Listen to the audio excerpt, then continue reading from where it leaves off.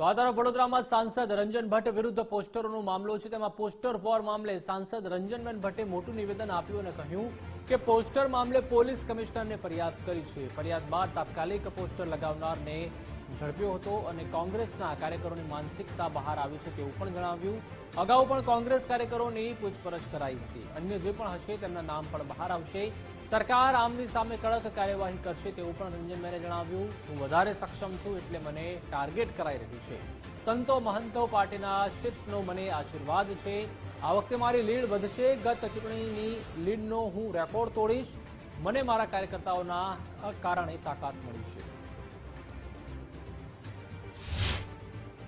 રાત્રે મોડી રાત્રે જે રીતે આ પોસ્ટર લગાવવામાં આવ્યા અને સવારમાં જ્યારે ખબર પડી અને પોલીસ કમિશનરશ્રીને જ્યારે કમ્પ્લેન કરવામાં આવી તો હું ચોક્કસ માન્ય મુખ્યમંત્રીશ્રી અને માન્ય ગૃહમંત્રીશ્રીનો ખૂબ ખૂબ આભાર માનું છું કે જે રીતે તાત્કાલિક સૂચના આપીને આ પોસ્ટર લગાવનાર વ્યક્તિને થોડા જ કલાકમાં પકડી લેવામાં આવે અને એ પકડ્યા પછી કોણ છે એ પણ ખબર પડી જાય।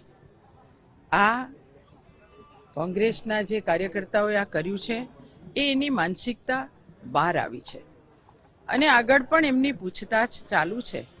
જે કોઈ વ્યક્તિ આમાં સામેલ હશે એની ઉપર કડકમાં કડક કાર્યવાહી સરકાર તરફથી કરવામાં આવશે।